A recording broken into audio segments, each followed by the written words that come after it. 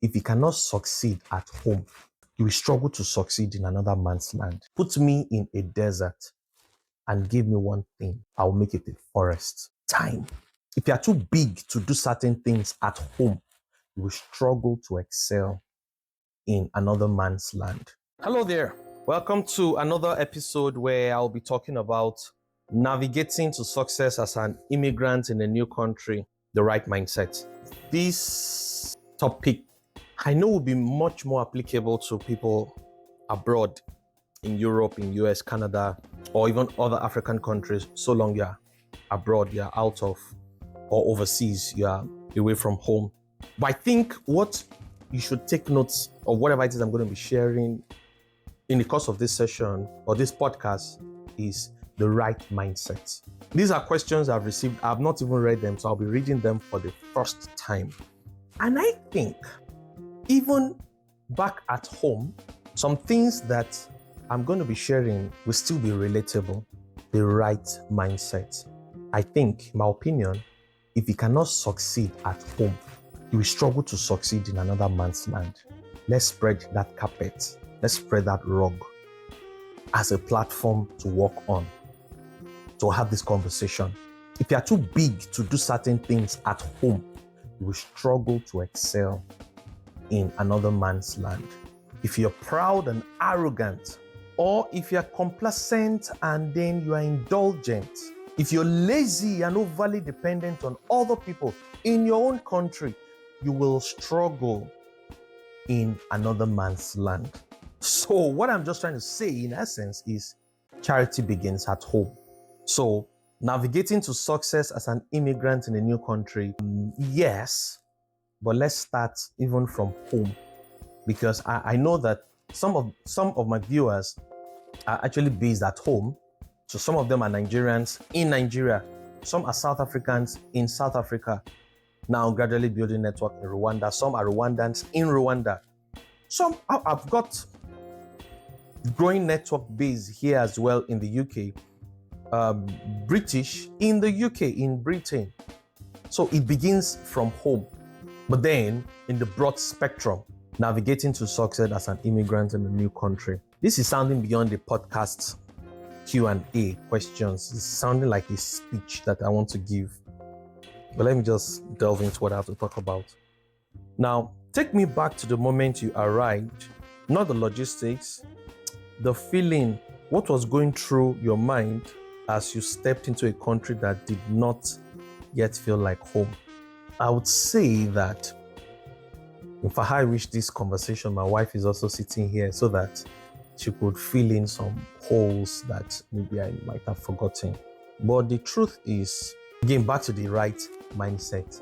I have always believed, in fact, I had a quote in 2000 and can't remember the year now, but some years ago I wrote a quote that, put me in a desert and give me one thing, I'll make it a forest. Time. I've always believed I could survive anywhere. Of course, so long all the basic resources to give life is available. Because as I said that now, I remembered mass. So what I'm referring to, so long all the basic resources to give you life is present, then give me one more thing. Time. Just give me time. Time. So when we arrived, I got two kids, lovely kids. My boy was 10 at the time, my girl was 7. How old was I? I was in my 30s, now I'm an old man. I was not as bald as this at the time, I think, right? But I'm starting to keep my bald now to show, so some people think I'm still my 30s, so I leave my bald so they know I'm an old man. All right, back to the conversation. When we left, my mind was zeroed in. I was not excited. I was not anxious. I was just, if there's anything called plastic, I was just plain. I wasn't thinking nothing. I was just there. Let's do it. And we left Nigeria to Qatar and then to Edinburgh. And then when we landed, we arrived at the airport. We had rented a house we're going to stay, which for me was a mistake. Yeah, it was a big mistake. because that means your bill starts reading from day one. And then some funds I was expecting to come in, we didn't come through. So I arrived the United Kingdom with 0 pence. Not one single penny was with me, with 0 kobo, home and abroad. So I arrived the UK, 0, nothing. My wife had £300. And then we took a bus from the airport to a place called Dundee, and the fare was 120 pounds. 120 pounds. If you do the maths, so what she had left was 180. And with that, a friend, God bless him, great guy, picked us from the park and then took us to his house. From there, took us to our house. So we'd say essentially what we had when we arrived at our house was 180 pounds. 180 pounds couldn't even sort out our electricity bill for that month. No job. I was expecting some funds, but this is over 2 years now, going to 3 years. That fund never came. No family, few friends here and there, so not anywhere close. So, but for me, the thoughts about folding your sleeve and surviving was right at the top of my mind. Dr. Tim Atimoe, group human resources of a group of companies, that, mentor, I packed all of those things, put them in a box, locked it up, kept the key in a safe somewhere. And I said, if it's going to be, it's up to me. Folded my sleeve and I got things cracking. So the first thing was, now, I didn't know, that was one of the culture shock. You need to register for this, register for this. As you're finishing, one letter is arriving, you need to register for this. As you're finished, you've not even read the letter, maybe 3 have even come again. You're wondering, what kind of a thing is this? I don't know how they managed to go through that thing and it happens seamlessly. They'll bring letter, you need to register for council. They'll bring another one, you need to register for power, electricity. They'll bring another one, you need to get your NI or else you cannot work. They bring different things you were trying to. My concern is, let me look for a job to pay my bills. All these council, they are not my concern. But I realized you needed them. In fact, I got paid a full-time job weeks after I arrived. But because I didn't have NI, your salary must go through that so that they can tax you. Because I didn't have that, they said when you have it to come. But then this is just a window period we'll give you. The window period came and went. The NI hadn't come. So it was like that. But to answer this question, I would say I folded my sleeve and got grinding. And I'm in my 40s now. Okay, is it 40s now? I'm still 40 anyway, but a few months into 41. If I find myself, if I were to repeat what happened to me almost 3 years ago, today, will I do anything differently? I don't know whether this is part of the question, but I'm just saying it. No, I would do exact same thing I did. Fold my sleeves and get the job done. You see, some of us are so carried away and so full of ourselves. For whatever strange reasons, we have a brother, we have an uncle, we have a church member, a pastor, a mentor, whatever it is, or a degree, a name, social media presence, and that gets into your brain and becomes stupid. Permit me for that choice of words. Some people need to hear some very harsh statements and words, and then they sit back expecting manna to come from heaven, and then they are there begging from one person to another, becoming a liability. And some of these people, many of them are even Christians. They go for vigil, they come back the next morning, the pastor that led that vigil has gone to work. You sit back at home and waiting for the blessing that will come from the prayer you prayed. The God that I know in heaven, maybe there's another one you're praying to, doesn't work like that. He pulls systems and processes and laws in place. When you follow them, you get the results. Are we speaking now?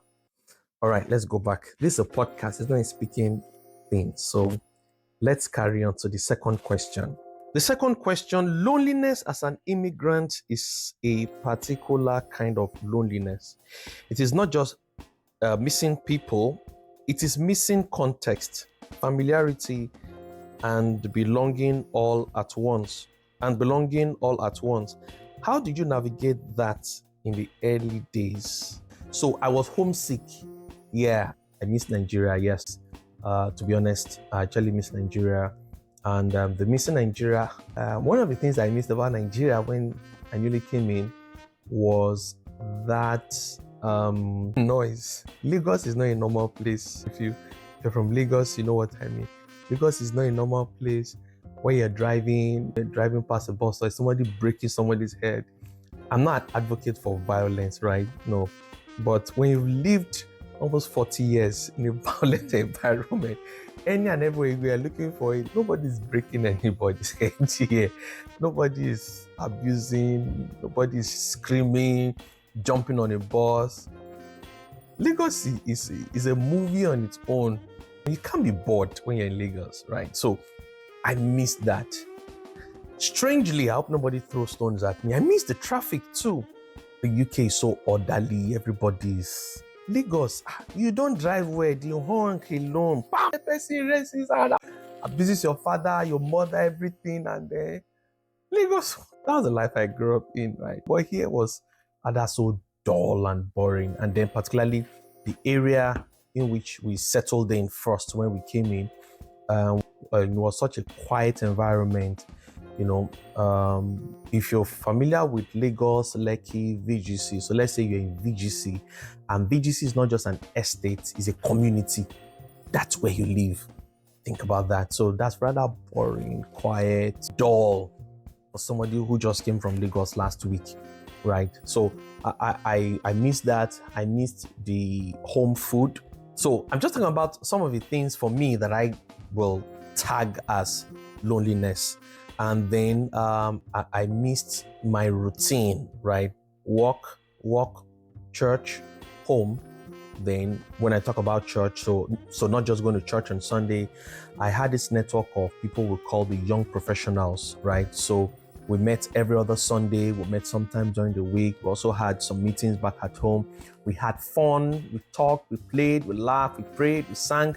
We had lots of things, you know, doing. We compared notes, we looked at each other's life, who was doing what, and for whatever strange reasons, I was one of those guys people were looking up to, and also had people I was looking up to. We were in a clique. But it so happened that, you know, immigration or migration separated and dispersed my friends and I away. So these guys that you could see once, twice, thrice a week, you're not seeing them 1 month, 2 months, 1 year, you're not seeing them. But as a matter of fact, I've not seen some of these guys for almost 3 years, over 3 years. So that's some form of loneliness. When you say parents and siblings, well, I rarely saw many of my siblings, sometimes in a year, maybe once, some of them. So I didn't really miss that part because it was almost normal. Then, of course, my office, I missed that office. I missed that office so much because that place was like another home for me. Now, it was a place where I worked. It was my office, but the place was more than an office for me. So I was a role model to a lot of people there, but at the head office where I worked and most of the branches whenever I visited, and even the ones outside Lagos. So it was also a place for me beyond an office, a place where I fulfilled my passion, I fulfilled my purpose, I found essence. Beyond the human resources role I was performing, I was meeting people. People went online to see what I was doing and knew, okay, these are my niche area, and they will come discuss some of their personal challenges, difficulties, and struggles with me. I helped. So I was gradually building mentor-mentee relationship with some of my colleagues, even not even just subordinate colleagues. One readily comes to mind right now. There was a time before I became the group human resources when I was learning and development executive. He was the head IT, and we're sitting next to each other, but he was way younger than I am. In fact, he shared same birth year with my youngest brother. But we were friends, but he also saw me as a big brother and as a mentor. We had so much in common. Now coming to an environment where nobody knows you, nobody even gives a damn about you. Then the church setting. So back home, so what I know is you wake in the morning, on Sunday morning, you get dressed and you go to church. But here, you wake in the morning, and then you're going to church in the afternoon. The day is messed up already. Because ordinarily the plan is by 11, 12, you're home. You've still got a whole day ahead of you. But now you're going to church in the afternoon, you're back late afternoon into early evening. Morning, you couldn't do anything because your mind wasn't going to church. Evening, you couldn't do anything because it's already night. And then we came at the start of winter. Oh my God. Before you know what's happening, it's dark. So the struggles, those first 4-5 months, the weather was unfriendly. So you're having October, November, December, January, February. Look at those months. So nobody knew you, nobody even sent you. You're just there, just trying to, and the weather was cold. It's cold. So these were the loneliness, in my own opinion, that I would share.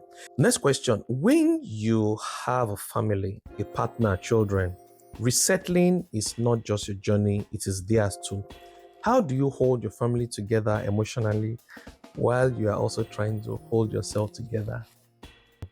I think it's kind of a question. This conversation should be held with my wife being here, so we could have this talk together. Okay. Now, I would say this.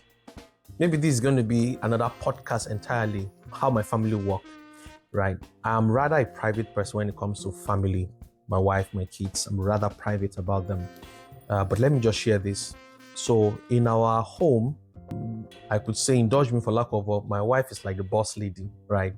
So when she's home, everybody conforms, including myself. We behave. She's such a meticulous person. She wants all T's crossed, all I's dotted. You do things properly. You clean the home, you vacuum the rug, you clean the shelf, you wash the dishes, you you do the right thing at the right time. My wife is Baba compliant. Permit me to say that. So she's a very organized person, and she's also strict. So I am like that too, but not up to her degree. So if she's 100, you can put me at, I won't mention it. But let's go on. So she held the family together.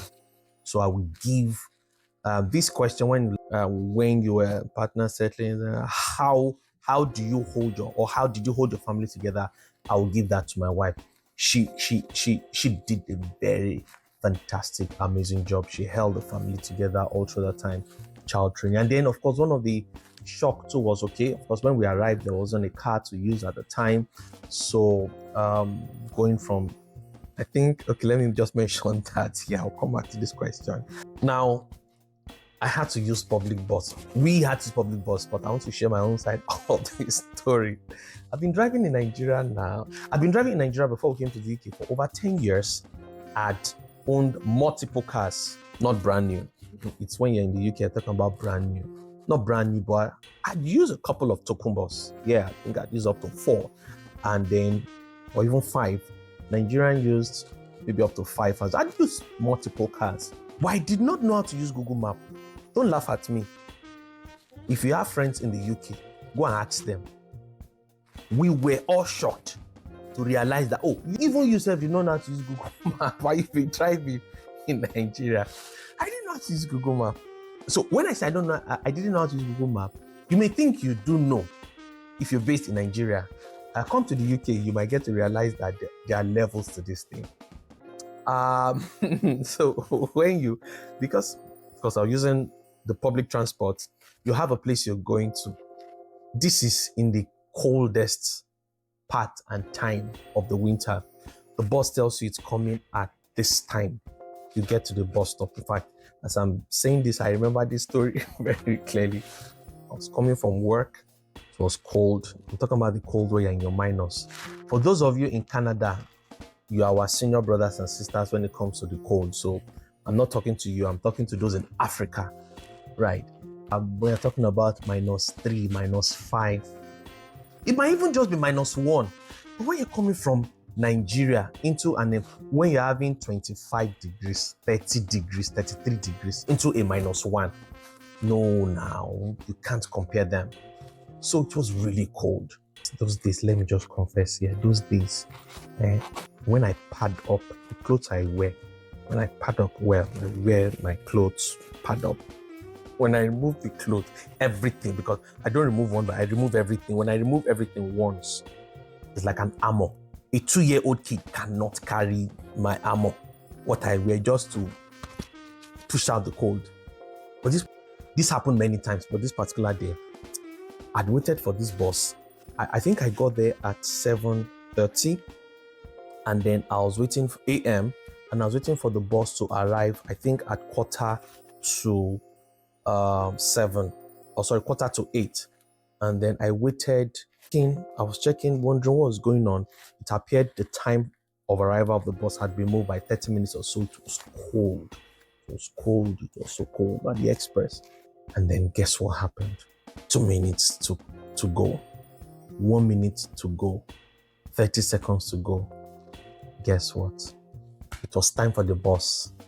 The bus did arrive. It was at the other side of the road. And I was on this side. And this was an expressway. The bus was even running as there was nobody at the bus stop. So that's if I should. Oh God. Anyway, that's a story for another day. So that's my experience. Now, coming to the culture or holding family together, I will give that to my wife. Now, saying you're going to church, you're going out as a family, to come out of the house and go get a bus. Public transport system here cannot be compared with anywhere in Nigeria. Take that from me as a fact. You know this already if you're from Nigeria. So the public transport system here is excellent, superb. But I've not been used to that for over 10 years. Say I'm going out alone or with family and I'm going to get in a public bus. How? My car is even parked in front of the house. Even when it's raining and I'm not using the umbrella, I only need to take less than 4 steps from my doorstep to where the car door is. I'm in. Now you walk from one bus stop to another to go and hop. So it was a struggle. It was a major stress. And it was like, I hope we didn't make a mistake. I'm sure many people also thought about this. Now, cultural shock, next question, is real and it hits in unexpected way. The humor people do not get, the rules no one explains, the unspoken social codes. What was your most disorientating cultural collision and how did you process it? Well, I just mentioned one about the public transport system. So for me, it was a major issue where you have to use the map to know where to get the bus. Then when you've arrived, the place you're going to, you now need to use the map to lead you there. Now, I meet somebody on the way. Let me check. Now, I meet somebody on the way. Excuse me, please. I'm going to so and so place. Could you direct me? And the person looks at your hand and refers you to the map. I know the map exists. Just point, just show me the street. That's how we do where I'm coming from. You say you go straight, you see the transformer, you turn left, the first turn to your right, you go there, you see one woman selling akara. From there, but this one, they refer you back to the map. And I'm like, I know the thing exists. Must I tell you I don't know how to use it? Just show me the road. So that was one issue I had. Another thing was food. Here they eat bread a lot. Very, very boring life. Now, when I newly came, I was shocked when I heard that there were people who had, so they call it porridge. Here in Nigeria, we call it coca-hot, right? Now, there were those who had coca-hot porridge every morning, and they've had this for 80 years. Every morning. Then afternoon, they eat bread. So they call it roll. I think we have that back home, so I'm not so sure. It's like donuts, right? So, but roll, and then you put cheese and butter and tea. Lunch. There are those who have eaten this every day for lunch for 75 years. And then there's something they call soup or whatever else it is. So their food here is one other thing that was a major difference for me. Of course, I'd mentioned weather earlier. Their food here is not just it at all. The only food they have that quite interests me, that I always look forward to having, is fish and chips. I like that. But then when it comes to any other thing, that's not something I'm interested in. Then what else again? Work environment. I think I created a video on that already, how the work culture here works. What else again? When a white man tells you, or when a British person tells you, you need to be here at this time. Shocking. An agent, you want to rent a house, you want to rent or buy. This is an agent who wants to collect your money. You tell the agent, or the agent tells you, let's meet at 9:45. Remember, you are the one that want to give him money. He gets there 9:45, and you are not there 9:50. The guy leaves. And when you get there 9:50 and you call him, said I've gone another time. And you're wondering in your head, but I'm not going to give you money. Pardon me, I'm sorry. I'm the one that wants to pay you. And he's moved to another place. He's moved on with his day. Right? So these guys, when it comes to time, and that's when I got to understand better when they say African time. Yes. The one other thing too is, I was sharing one of my friends in Sweden when I newly came, and then we were just laughing about how you earn the pounds. And we both said, it's like the Bible was looking at Britain or the West when the Bible wrote, he that does not work, let him not eat. You see here, because I'd always thought, how do they measure? You say you're working for 8 hours, 10 hours, and they pay you for that 10 hours. How do they do it that they pay you for that 10 hours? What if you go and you're just sleeping? You go, you while away time. No, not like that. He that does not work, let him not eat. It was this place Bible was talking about. You don't work, you ain't gonna eat. It's simple as that, full stop. And then, so because of course, every penny you make, you work for it. There are just very, very few employment places where you can work and you have that freedom to use your phone every now and then. Very, very few employment places. Generally, you can't use your phone. Even if you want to call, you call as though you stole the phone because it's not allowed. Yeah. Yeah, of course, when it comes to amenities and the system you find here, schools are free, and in Scotland, transportation for under 16 is free anywhere in Scotland, public transport. So when you look at a typical public school in the UK, let me use Scotland as an example, where it's all free, and even your kids that are below P5, primary 5, they have free meals at school. Now, the standard of this school, the environment, the amenities, the gadgets they have is way better than some of the best schools in Lekki Phase 1. And it's all for free. And you have some of these amenities here and there.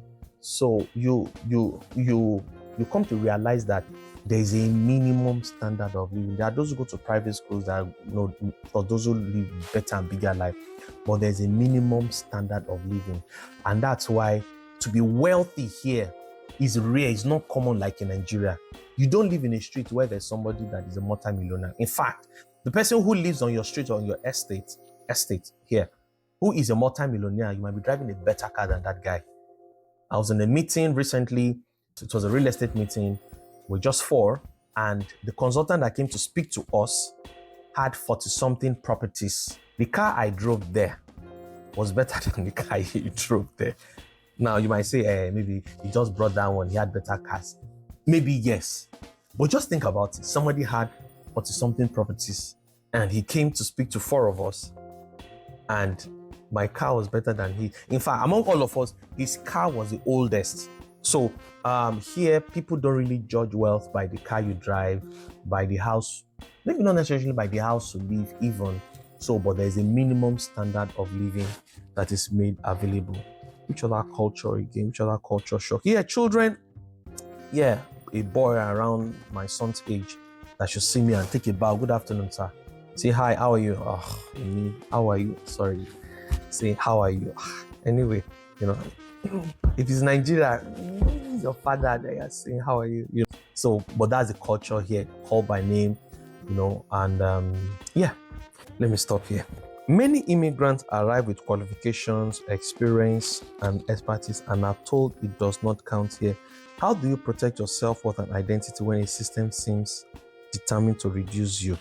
To this question, whoever sent in this question, that's not true.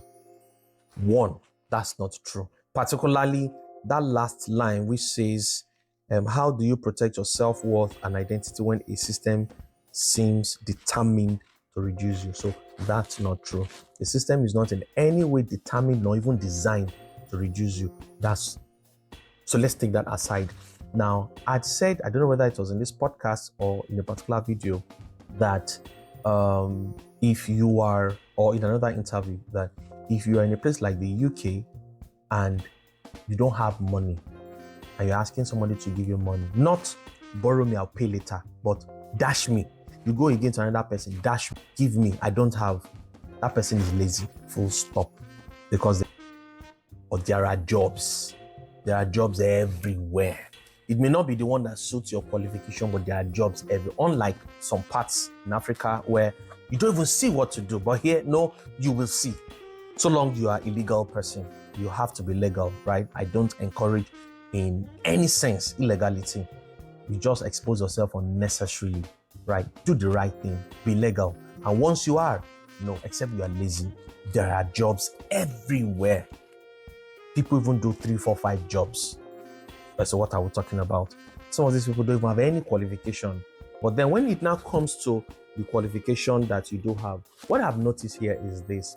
2, 1, the system seems to encourage more of practical work, handiwork, and that's why those they call handymen, the bricklayers, the plumbers, the electricians, these guys earn more.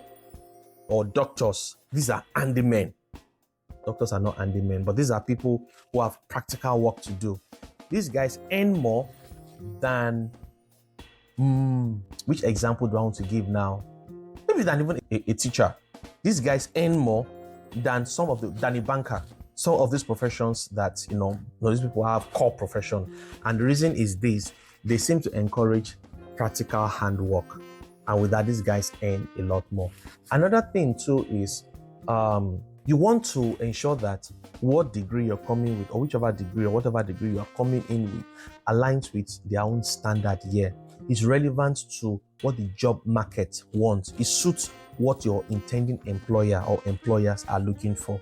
If it doesn't, for example, I'm coming from Nigeria, I have a very good wealth of experience in human resources. I have a very long years work experience in development, training and development, and then training people, speaking to people, and not the rest. I've got that experience.